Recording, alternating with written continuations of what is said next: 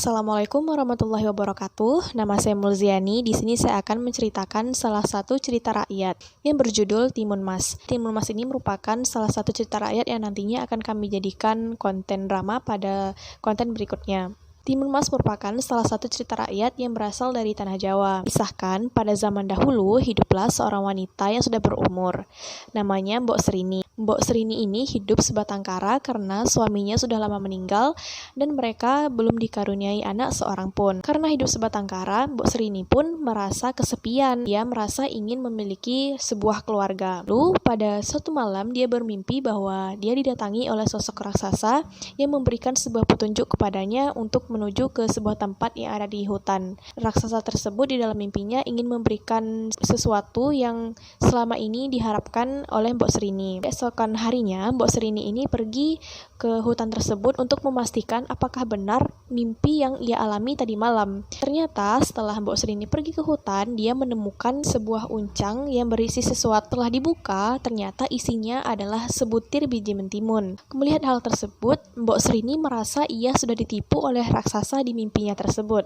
Dia merasa sangat kecewa karena yang ditemukannya hanya sebutir biji mentimun yang dinilai tidak berharga. Tiba datanglah raksasa di belakang Mbok Srini, yang membuat Mbok Srini sangat ketakutan. Karena ketakutan, Mbok Srini sempat memohon kepada raksasa untuk tidak menyakitinya. Raksasa pun berkata bahwa dia sama sekali tidak ingin menyakiti Mbok Srini, tetapi dia ingin menyampaikan sesuatu bagaimana yang telah terjadi di mimpi Mbok Srini. Raksasa tersebut berkata bahwa bukankah selama ini Mbok Srini sangat menginginkan seorang anak. Ia menyuruh Mbok Srini segera menanam biji mentimun itu dan merawatnya dengan sepenuh hati. Mendengar hal tersebut, Mbok Srini sangat senang. Tapi raksasa membuat sebuah perjanjian dengan Mbok Srini. Jika sang anak yang lahir dari timun itu nantinya sudah besar, maka Mbok Srini wajib menyerahkan anak tersebut kepada raksasa di tempat yang sama ketika dia bertemu dengan Mbok Srini hari ini. Karena Mbok Srini sangat menginginkan seorang anak, ia langsung mengiyakan perkataan dan perjanjiannya dengan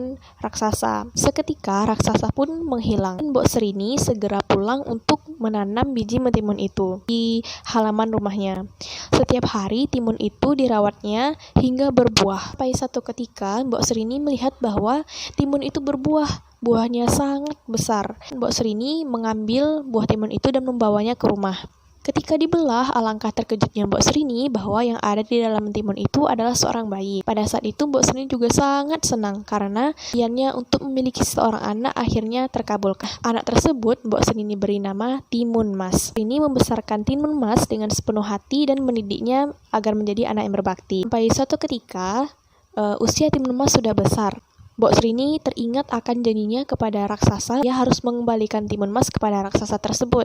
Hari-hari yang dilalui Mbok Srini kini tidak bahagia. Ia merasa sangat khawatir bahwa raksasa tersebut akan segera mengambil si Timun Mas.